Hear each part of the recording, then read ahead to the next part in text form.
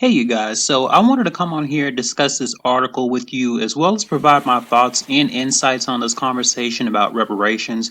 And it's interesting that this is starting to become discussed because I recall not too long ago seeing another article about how Asheville, North Carolina, not only apologized for their complicity in slavery, but they also took it a step further by having the discussion about compensating black descendants of slavery. And as with anything that's willingly given to black people from the dominant society, we should always question the intentions and motives behind it, especially as it pertains to something beneficial. I have two theories about how this might play out, but I'm going to read this article first and then give my commentary throughout with my hypothesis at the end.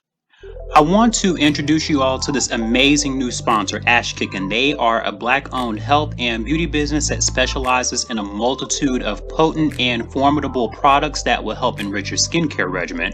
They take their time handcrafting some of the products so you know it's authentic and made with love and care. My personal favorites are the body butter and the African black soap. These both help to keep my skin clear and free of acne, and the best part is their health and beauty products are all natural. Also have hair care products unique and specific to our hair texture. Definitely make sure you guys check that out. The best part is every time I order from them, their shipping is fast and reliable, so make sure you guys check out Ash Kickin at www.ashkickin.com. Follow them on Instagram at ash.kickin. Like their page on Facebook. Make sure to follow them on Twitter at officialashkick and use my code ChrisMoore1 at checkout to get discount on your skincare and health products. ashkickin.com. So the first part of this article says, in cities around the country, authorities are seeking to address the nation's painful history of racism and injustice through a variety of measures. Providence, Rhode Island Mayor Jorge Elorza signed an executive order purpose with pursuing a truth-telling and reparations process. As a part of the process, city officials review state and local laws and engage with the public in an open conversation about the state's role in historic injustices. Lastly, officials will determine what form reparations should take. What we're doing here together is truly something historic, Jorge said, but most importantly, it comes directly from the voice of our black community. I want to pause for just a moment here because I think anytime the topic of reparations comes up for black people, oftentimes more questions arise than solutions. And this is evident because when you hear politicians talk about whether or not black people should be entitled to reparations, they say no. They twiddle their thumbs or they're conflicted because they understand that reparations, if utilized correctly, has the potential to create infrastructure and sustainability for the black community in terms of generational wealth. Know that with this wealth, our community could thrive independently of theirs, speaking long term. They also understand that if we gain significant knowledge in economics and finances paired with receiving reparations in the form of money, we could create a variation of Black Wall Street, which subsequently could upset the equilibrium of their economic system, which of course heavily depends on black profits. And I want you guys to picture it like this. Imagine a world in which a black person was the CEO and owner of Amazon. And then in the next category, a black woman is a president or CEO of Microsoft.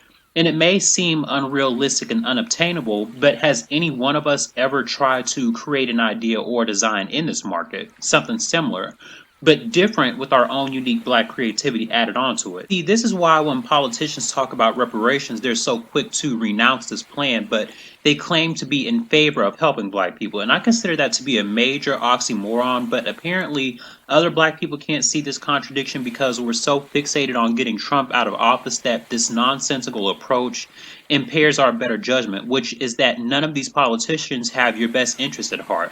But I won't go too deep into that because that's for another video. What I will say is that there's a concerted effort to ensure that black people remain in their disenfranchised state because this marginalization serves as a major benefit to the system of subjugation. But I'm going to go ahead and continue reading this. So it says, on July 14th, the City Council in Asheville, North Carolina, formally apologized for the city's role in America's legacy of slavery and discrimination, and also decided to provide economic benefits to the descendants of slavery. Councilman Keith Young, one of two black council members that voted unanimously to pay reparations, spoke about how slavery shaped today's world, saying, hundreds of years of black blood spilled that basically fills the cup we drink from today. He added, "It is simply not enough to remove statutes," and pointed out that black people struggle against systematic issues. While the descendants of slaves likely won't receive direct payments, the city has pledged to make investments in black communities. Some of those investments outlined in a resolution by the council include increasing minority home ownership, increasing minority business ownership, and career opportunities and strategies to grow equity and generational wealth. Okay, so earlier you guys had heard me mention how some of the North Carolina citizens are supposed to be in the discussions of receiving reparations, and how this will now take precedence in other city councils as far as the conversation goes. But we all know the story by now. The larger society has had a 400-year head start, while black people are, in fact, still 400 years behind, as evidenced not just by our generational wealth, but the fact that we don't really have a solid foundation that black people can come to and unite under. And it really speaks volumes about how people around us claim to want unity, equality, and equity.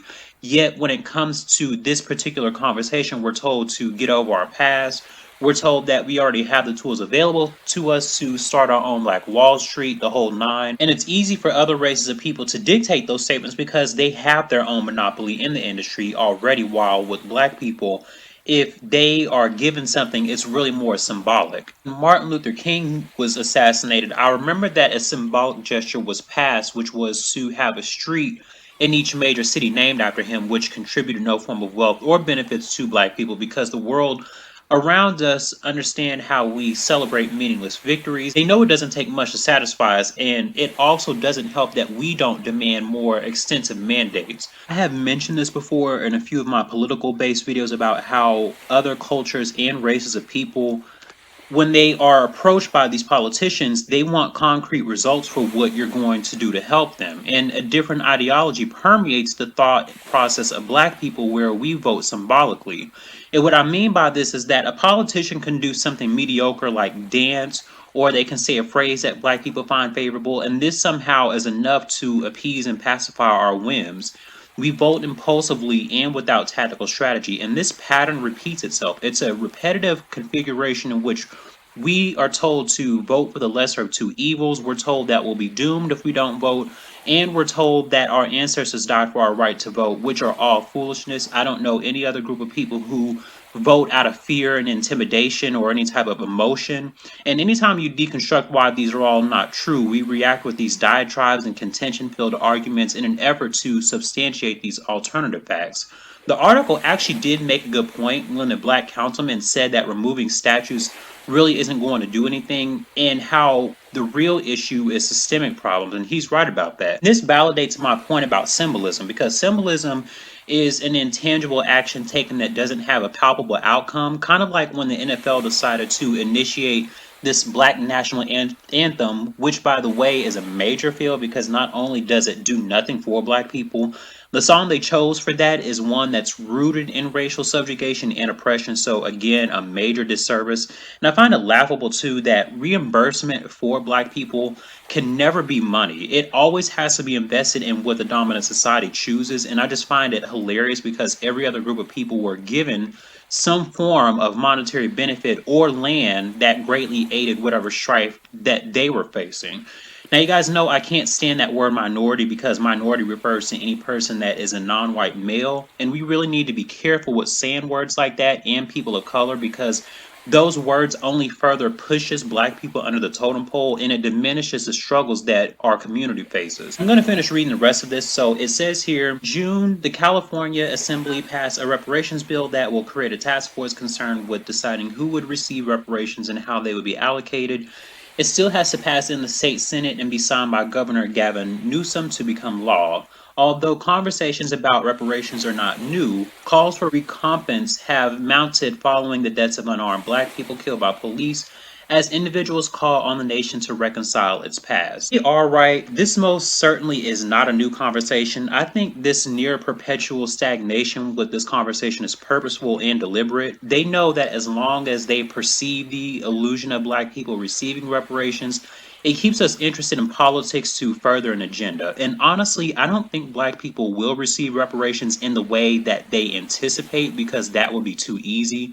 And there is one group of people who have a concentrated and parsimonious endeavor to maintain their power structure. And again, you guys have to understand that by doing something of this magnitude on a national scale means that it disrupts a larger system that they greatly benefit from. And this is why there's so much hesitancy to act, because we know Black people are entitled to reparations without question. I mean, our ancestors went through a nightmarish period of time for centuries without any type of respite. And I want to mention two different theories that I postulate may occur. Hypothetically speaking, let's say Black people nationwide are given reparations. Each person is given, let's just say, $1 million. Black people have somewhat of a juvenile mindset in terms of what they place their value in, and I'm going to make mention of this a few times throughout this theory. But the larger society clearly understands our mentality more than what we do, it seems, and that's a little bit sad. And since we don't possess foresight and act impulsively without thinking critically, this could go one of two ways. We either will spend the money entirely on material items and objects that depreciate in value. This can be things like multiple cars, jewelry, and other useless things. The second way this could go is Black people have the wherewithal to invest in businesses, homes, and other important markets. But what if a repeat of Black Wall Street occurs? Will we have insurance on all of these things to make certain if a repeat happens, we can easily begin again without losing everything in total devastation? Ask these questions because of our immaturity and what we choose to put money into. And I sometimes speculate this as well. If Black people came into power somehow, how long would it be before we would lose it? And I think we need to also ask ourselves a question. If Black people were given a sizable payment, do we possess the financial literacy to make sure that we spend it in an organized fashion? I mean, as much as I would like for us to get reparations for Black people, it really makes me wonder if we are truly ready. Some of us don't have good spending habits. We try to stunt for the gram by flashing this money all over the place on camera, and our mindsets are so adolescent that we don't prepare ourselves for long-term situations, only what's taking place concurrently. I think because of our position in the society, we have the propensity to associate material items with wealth, and our perception of wealth are things that harbor no substance. It may have something to do with our slow start with getting our familiarity with this economy, but I don't like the direction it's going, because for us, it seems like it's more of a regression than progression. Really break down to you guys what I mean by all of this. How do we know that the minute Black people get money, they won't go to the nearest Foot Locker or Champs, buy the newest Nikes and Jordans, and in a great abundance? And if we're to establish generational wealth with this, the $200 you spend on those shoes, it can be invested in stock, it can be invested in a savings account, or even a Black-owned business. However, I will say this. Due to the comprehensive amount of time this conversation has been going on in this country, I think Black people are now ready more than ever for reparations. But I think as Black people, we have to focus on what's important and not go out and buy new TVs from Walmart or go to a shoe store to buy shoes. And it's not to try to stereotype everybody, because I know that not all of us do this. I'm just really speaking to that group of Black people who engage in that degenerate action. But because we have to think about where that money is going to, and the fact that it's not coming back to us. And the larger society is strategic in what they do. And trust when I say that they have a plan if they distribute this out. They're probably going to expect for Black people to go out and buy worthless possessions and material items because they understand what we place value in. Let me know your thoughts on this. Do you guys think Black people are ready for reparations as long as we plan effectively and advantageously? Or is it still too soon based on the current Black mindset and white America's refusal to leverage their power? Make sure you guys weigh in below in the comment section. Make sure you like, comment, subscribe, and share this video, and I will see you guys in the next one.